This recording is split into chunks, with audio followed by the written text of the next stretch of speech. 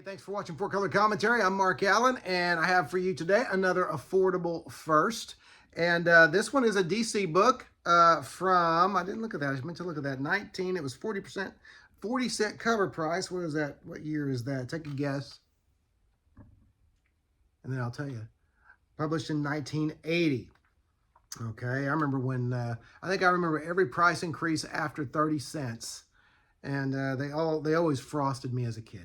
But anyway, because there was no, as kid readers, we didn't know they were coming. We discovered the price hike on the stands, and so it made a real difference in the number of nickels, dimes, and quarters that we carried around. All right.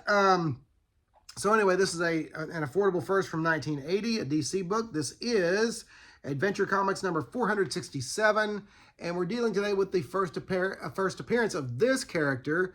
Another Starman. Now, why do I say another Starman? Because DC has had a ton of Starmen. One of them even a villain back in the Silver Age Batman days, I believe. Batman villain. Batman even was a Starman was called Starman for a short time. I'll let you hunt that little nugget up. But yes, back in the, I think it was the Silver Age, maybe the Golden, but I think the Silver Age. Batman was Starman for a short time. I think it was probably just one story gimmick. But anyway, this is a first appearance of Starman, number whatever.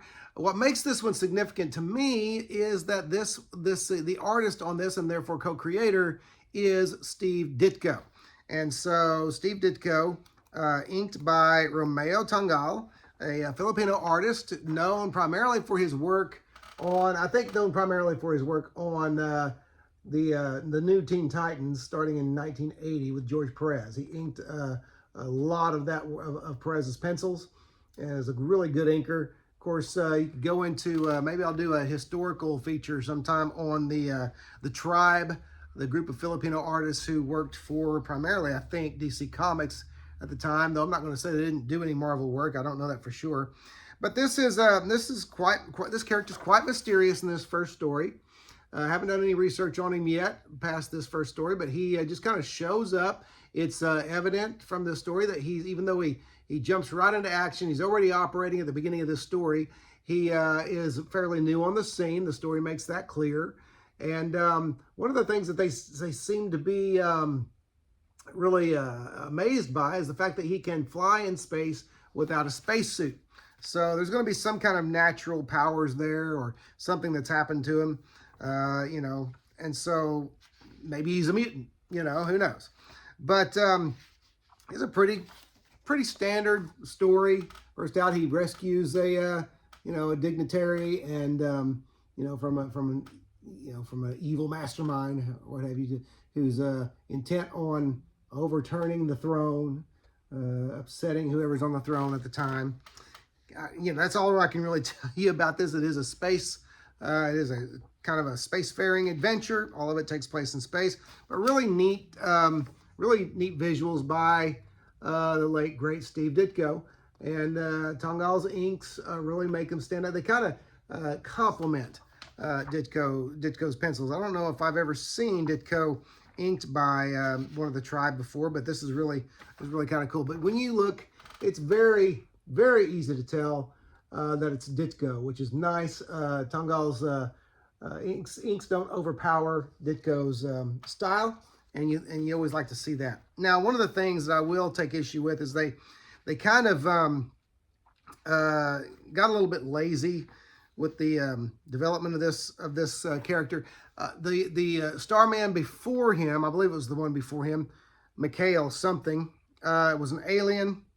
It was premiered in first issue.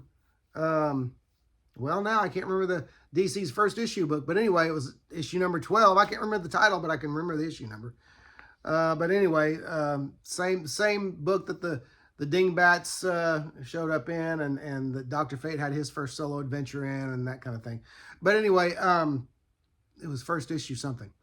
But they used the same, what I have take issue with is they used the same font, okay, as they did the same title font that they did for, and design and everything they did for the Starman before him. The Starman that appeared earlier, and even on the page that introduces him, there's the font. So same logo, I should say, I guess. Same logo style and everything. And so I found that a little bit, you know, that's a little bit lazy. Really made you wonder about how much thought went into the character. Probably not a lot.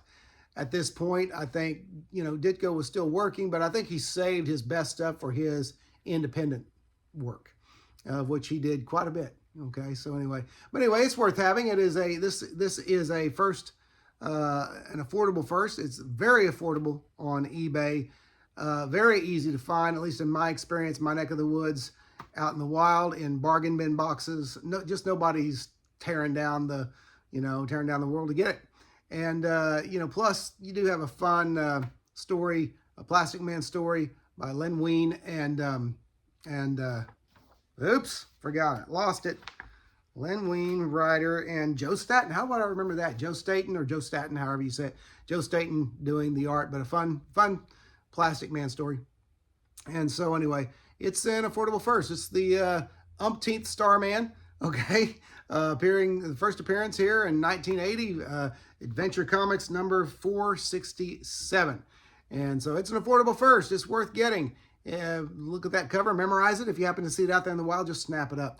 Otherwise, thanks for watching 4 Color Commentary, and we'll see you next video.